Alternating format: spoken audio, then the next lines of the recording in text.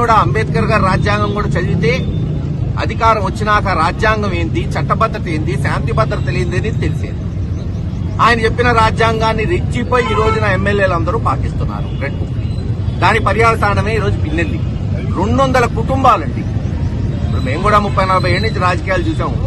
ఈ ప్రాంతంలో బాంబు దాడులు చూసాం, రిగ్గింగ్లు చూసాం, నక్సలిజం చూసాం. ఎక్కడ కూడా 200-300 కుటుంబాలు ఎలక్షన్ కౌంటింగ్ అయిన మరుసటి రోజు నుంచి ఊరు వదిలిపెట్టి ఎక్కడెక్కడో బతుకుతున్నారు, కూలీ చేసుకుంటూ, సెక్యూరిటీ గార్డు లాగా. చివరికి సాలమన్ అనే వ్యక్తి తన భార్యకి బాగాలేకపోతే చికిత్స అందించాలని ఊర్లోకి పోతే కొట్టి చంపేశారు. చనిపోతూ వాళ్ళ బంధువులు కంప్లైంట్ ఇస్తే చంపబోయారని అక్కడే కోమాలోకి వెళ్ళిపోయాడు.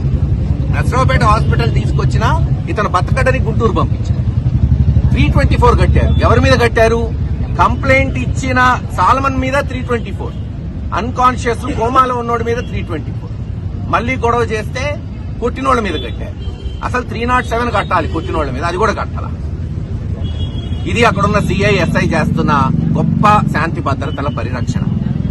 చివరికి మనిషి చనిపోయాడు. సర్వసాధారణం, ఏ మనిషి అయినా చనిపోయినప్పుడు వాళ్ల మత సాంప్రదాయాల ప్రకారం దహనం చేయటమా, ఖననం చేయటమా, భూమిలో పూడ్చి, అది ఎవరైనా చేస్తారు. దానికి ఎవ్వరు అడ్డు చెప్పరు. పెద్ద పెద్ద ఫ్రాక్షన్ నక్సలిజం ఉన్నప్పుడు కూడా ఏ పార్టీలు చెప్పేది. ఈ దిక్కుమాలిన ప్రభుత్వం ఈ రెడ్ బుక్ రాజ్యాంగం ఏందో ఎవరికి అర్థం కావాలి. ఊర్లోకి తీసుకురాకూడదంట, ఊర్లో వాళ్ళ శ్మశానంలో వాళ్ళ దగ్గర చేయకూడదంట ఖననం. దానికి ఒప్పుకోరంట. ఎందుకు ఒప్పుకోరా అంటే పోలీసులు, ఆ తెలుగుదేశం నాయకులు చెప్తున్నారనే మీ జాగీరైంది. అదే చెప్పాము. అయితే మేమే వస్తాం, మీరు ఎక్కడ ఆపుతారో ఆపండి, అక్కడే బాడీ ఉంటుంది. మీరు చేయనీయకపోతే జగన్మోహన్ రెడ్డి గారే వస్తాడు అని నేను అదే బెదిరించాను. నిన్న చూశారు డ్రామా. అసలు ఏమన్నా ఉందా?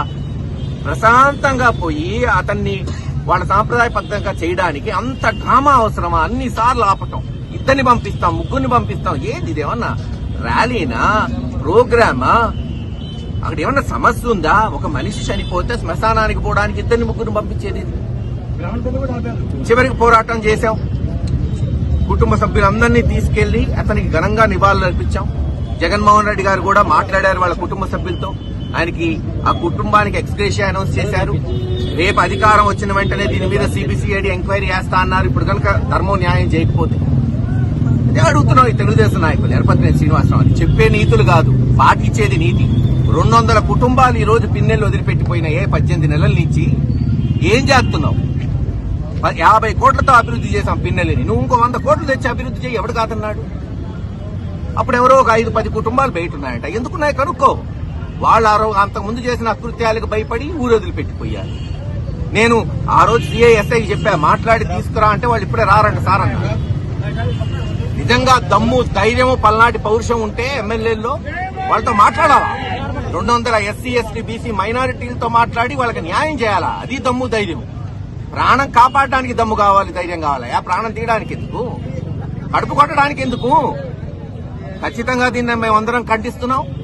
సాల్మన్ గారి కుటుంబానికి వైఎస్ఆర్సీపీ పార్టీ, జగన్మోహన్ రెడ్డి గారి నాయకత్వంలో అన్ని విధాలుగా అండదండలుగా ఉంటుంది అని తెలియజేస్తాం.